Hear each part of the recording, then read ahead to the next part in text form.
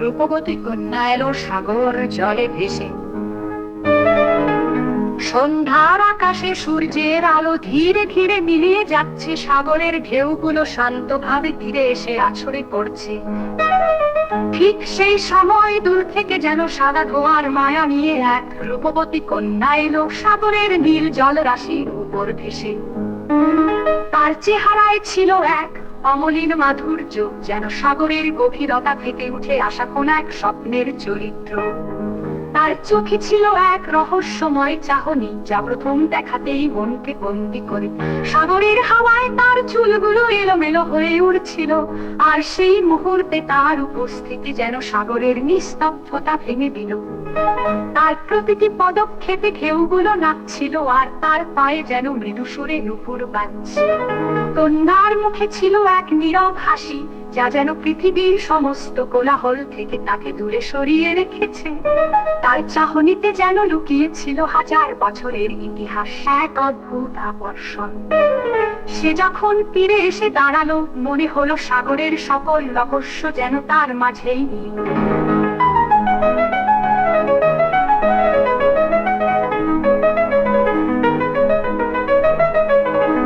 তার চোখে চোখ রেখে মনে হলো এ মেয়েটি শুধু মর্তের নয়, অন্য কোন দুনিয়ার বাসিন্দা। আমি তাকে দেখেই বিমোহিত হয়ে পড়ি। তার চোখের চাহনিতে ছিল প্রশ্ন, তুমি কি আমায় চাও? অথচ সে একেবারে নীরবে ছিল। তার নীরবতা বলেছিল অনেক কথা, আমার হৃদয় যেন তারই জন্য অধীর হয়ে উঠল। আমি জানি না সে কে, কোথা থেকে এলো, কিন্তু তার প্রতি আমার টান যেন অবর্ণনীয়। সে একবার আমার দিকে তাকিয়ে হেসে চলে গেল, যেন সাগরের ঢেউয়ের সঙ্গে মিশে গেল। সাগরের হাওয়ায় তার চুলগুলো এলোমেলো হয়ে উড়ছিল, আর সেই মুহূর্তে তার উপস্থিতি যেন সাগরের নিস্তব্ধতা ভেঙে দিল। তার প্রতিটি পদক্ষেপে ঢেউগুলো নাচছিল, আর তার পায়ে যেন মৃদু সুরে নুপুর বাজছে। আর সেই মুহূর্তে তার উপস্থিতি যেন সাগরের নিস্তব্ধতা ভেঙে দিল।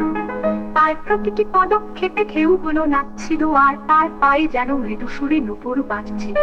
নুপুর বাজছিল লেকগুলো শান্তভাবে তীরে এসে আছড়ে পড়ছে। ঠিক সেই সময় দূর থেকে যেন সাদা ধীরে ধীরে তাকে দূরে সরিয়ে রেখেছি। নুপুর বাজছিল, নুপুর বাসার স্বপ্ন রেখে গেল, যা কখনো পূর্ণ হবে কিনা তা শুধু সময়ই বলতে পারবে।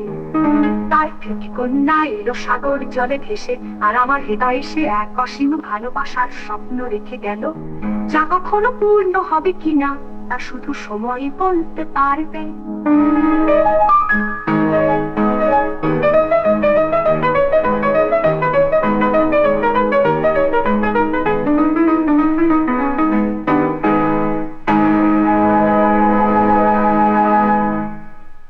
অদ্ভুত আকর্ষণ। সে যখন তীরে এসে দাঁড়ালো, মনে হলো সাগরের সকল রহস্য যেন তার মাঝে নিহিত। তার চোখে চোখ রেখে মনে হলো এ মেয়েটি শুধু মর্তের নয়, অন্য কোন দুনিয়ার বাসিন্দা। আমি তাকে দেখে বিমোহিত হয়ে পড়ি। তার চোখে চাহনিতে ছিল প্রশ্ন, তুমি কি আমায় চাও? অথচ সে একেবারে নীরবে ছিল। তার নীরবতা বলেছিল অনেক কথা, আমার হৃদয় যেন তারই জন্য অধীর হয়ে উঠল।